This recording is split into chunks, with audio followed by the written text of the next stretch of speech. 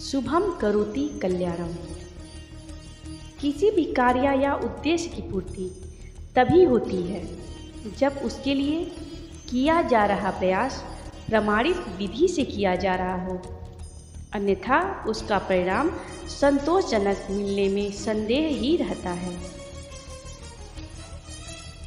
श्री वैभवलक्ष्मी व्रत कथा के लिए कुछ नियम होते हैं। उन नियम का पालन करने से साधक के जीवन में भगवती श्री लक्ष्मी की कृपा अवश्य प्राप्त होती है और वह सुखपूर्वक अपने जीवन का आनंद लेता है। श्री वैभवलक्ष्मी व्रत कथा के लिए आवश्यक नियम कुछ इस प्रकार हैं। यह व्रत शुक्रवार के दिन ही रखा जाता है। इस व्रत को कोई भी स्त्री या पुरुष, विवाहित या अविवाहित, किसी भी उम्र का कर सकता है। वैसे तो इस व्रत को किसी भी शुक्रवार से शुरू कर सकते हैं, किंतु श्रेष्ठ यह है कि सबसे पहले किसी ज्योतिष से किसी शुभ शुक्रवार का दिन खुजवा लें और फिर उसके बाद प्रति शुक्रवार को करें। यदि पति पत्नी दोनों मिलकर के इस व्रत को साथ साथ करें तो भगवती की कृपा और शीघ्र प्राप्त होती है। यह व्रत 7, 11, 21, 31, 41, 101 या उससे भी अधिक शुक्रवार को मन्नत मनोकामना मानकर रखा जा सकता है। भगवती श्री वैभवलक्ष्मी के व्रत को घर पर ही श्रद्धापूर्वक करना चाहिए। यदि किसी कारणवश परदेश में हो तो शुद्ध शांत पवित्र स्थान की उपलब्धता पर कर सकते हैं अथवा उस शुक्रवार को छोड़कर अगले शुक्रवार को कर सकते हैं। रजस्वला महिलाएं भी उन शुक्रवार का त्याग करके अगले शुक्रवार को ही करें तो श्रेष्ठ होता है। सूतक या किसी अन्य प्रकार की अशुद्धि अवस्था में भी उस शुक्रवार का त्याग करके अगले शुक्रवार से करें। कुल मिलाकर व्रतों की संख्या उतनी ही होनी चाहिए जितनी की संकल्पित थी। व्रत करते समय यह विचार रखना चाहिए कि हम इस व्रत को भगवती श्री वैभवलक्ष्मी की प्रसन्नता के लिए कर रहे हैं। व्रत करने के दिन सुबह ही स्नान करने के बाद व्रत प्रारंभ करें। शाम को पूर्व दिशा में एक चौकी पर रोली से चावल की ढेरी के ऊपर अष्टदल कमल बनाकर उसके ऊपर एक कलश में जल रखें। घर में यदि सोना या चांदी के आभूषण सिक्के आदि हो तो उन्हें एक प्लेट में रखकर उसकी भी पूजन करें। उस चौकी पर श्री वैभवलक्ष्मी जी की चित्र रखकर और श्री यंत्र का चित्र रखकर गंध, अक्षत, हल्दी और फूल से पूजन करें। इसके बाद सिद्ध श्री वैभवलक्ष्मी व्रत कथा का श्रवण करें। पूरी कथा सुनने के बाद घी, आटे और चीनी को भूनकर बनाया गया प्रसाद केले के टुकड़े के साथ मिलाकर भक्तों में वितरण करें। अंतिम शुक्रवार को विधि पूर्वक भगवती श्री वैभवलक्ष्मी के व्रत का उद्यापन करना चाहिए। व्रत के उद्यापन के दिन पूजन अन्य दिनों के समान ही होगा, किंतु प्रसाद में खीर जरूर होना चाहिए। व्रत संपूर्ण होने के बाद श्री लक्ष्मी पूजन के उपरांत श्रद्धापूर्वक 7 कन्याओं को भोजन कराना चाहिए। व्रत की समाप्ति पर उद्यापन के उपरांत अपनी श्रद्धानुसार श्री वैभवलक्ष्मी व्रत कथा की पुस्तक सभी कन्याओं में बांटनी चाहिए। श्री वैभवलक्ष्मी व्रत कथा। एक बार की बात है, भारतवर्ष के किसी विशाल नगर में जहाँ लाखों लोग रहा करते थे, उस नगर के भीतर लोगों में अनाचार फैलता जा रहा था। प्रभाव यह हुआ कि पाप की चर्चा ज़्यादा होने लगी और पुण्य के कृत्य कम होने लगे। अच्छाई कम और बुराई ज़्यादा ही प्रचलित होने लगा। इसी नगर में संजीत अपनी पत्नी अर्चना के साथ काम खोजने के लिए चला आया। संजीत आधुनिक विचारों का पढ़ा लिखा युवक था और अर्चना गांव की संस्कृति में पली बढ़ी लड़की थी। उसके गांव में प्रतिवर्ष सत्संग का आयोजन होता रहता था।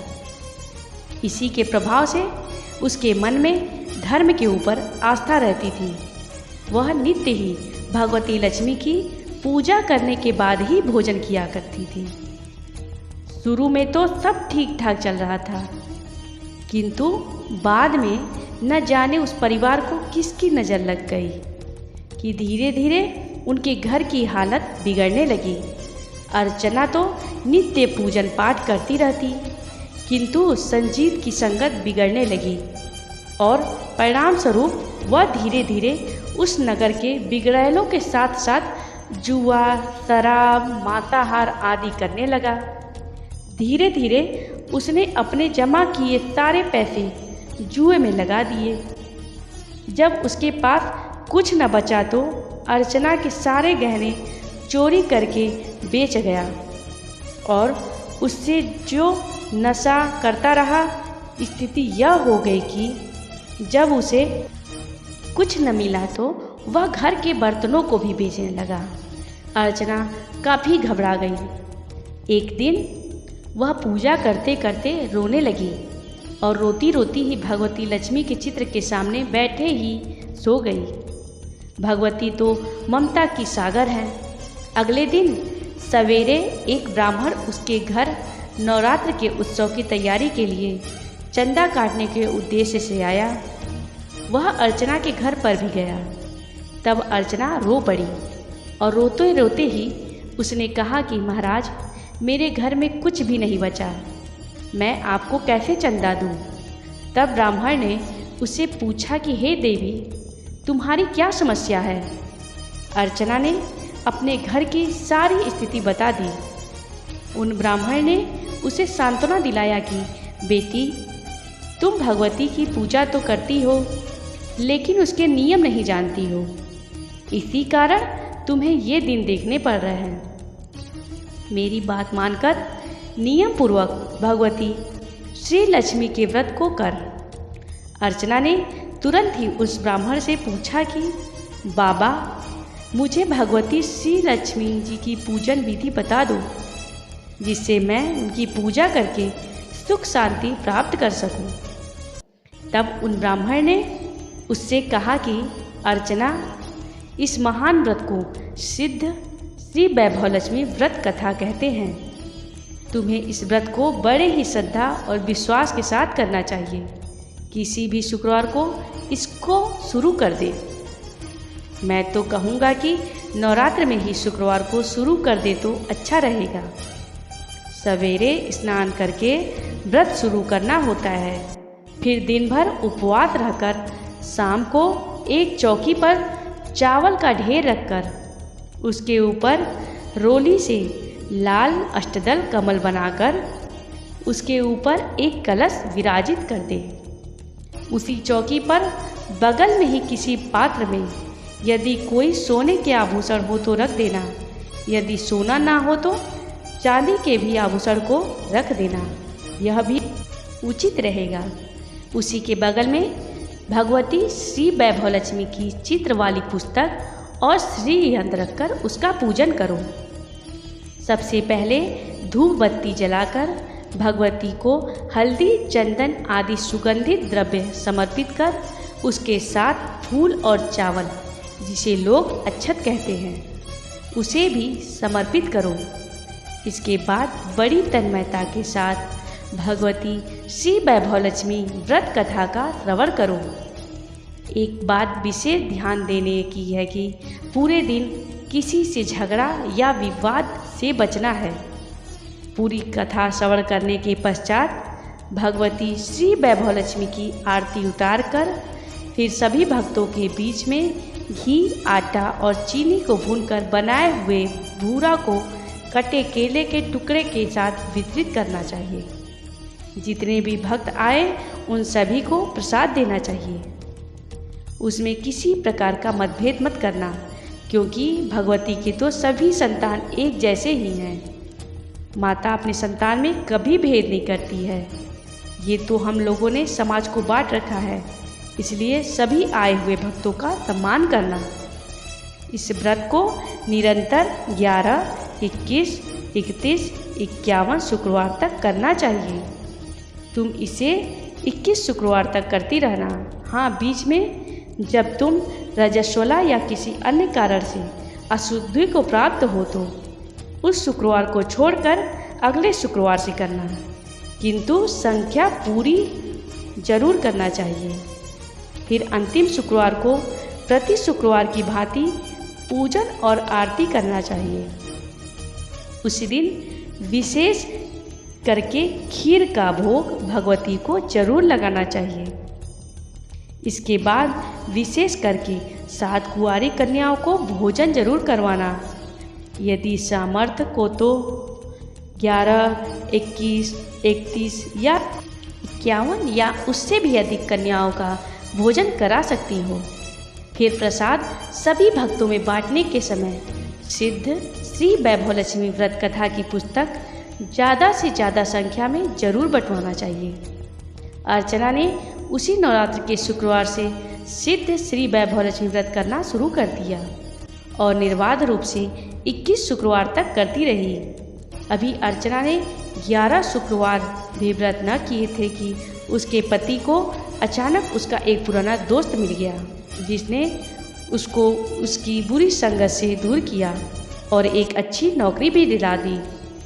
इधर अर्चना को भी घर बैठे सिलाई का काम मिल गया। घर के कामकाज को निपटाने के बाद अर्चना सिलाई का काम करती थी। धीरे धीरे संजीत की सारी बुरी संगतें छूट गई और वो दोनों दंपति खुशी खुशी रहने लगे। फिर भी अर्चना ने अपने व्रत की संख्या 21 तक पूरी की और उसके बाद धन की तंगी दूर हो जाने के कारण 51 कुंवारी कन्याओं को भोजन कराया और 101 सिद्ध श्री वैभवलक्ष्मी व्रत कथा की पुस्तक को बंटवाया। जय लक्ष्मी माता, जय लक्ष्मी माता। श्री वैभवलक्ष्मी जी की आरती करने के बाद इस श्लोक के पाठ करने से शीघ्र ही फल की प्राप्ति होती है।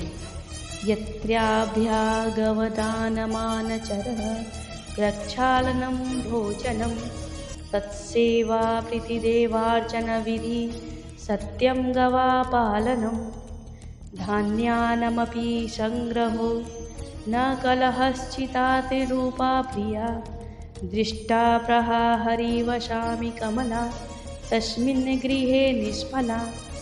भगवती लक्ष्मी भक्तों से कहती हैं, जहाँ अतिथि देवताओं का सम्मान के साथ उनके पैर धुलाकर उनको भोजन कराया जाता है, सज्जन लोगों की सेवा सत्कार किया जाता है, पितर अपने से श्रेष्ठ और पूर्वज और देवताओं की पूजा अर्चना की जाती है। शास्त्रगत विधियों का पालन नित्य की दिनचर्या में किया जाता है। सत्य का प्रयोग होता है, गौ माता का पालन पोषण होता है। जहाँ धन का संग्रह दान देने के उद्देश्य से किया जाता है, जहाँ क्लेश नहीं रहता, जहाँ पत्नी संतोषी और संस्कारी होती है, ऐसी जगह पर मैं सदा निश्चल भाव से विद्यमान रहती हूँ। इसके अतिरिक्त किसी अन्य जगह पर कभी कभी ही अपनी दृष्टि डालती हूँ। जय माँ लक्ष्मी।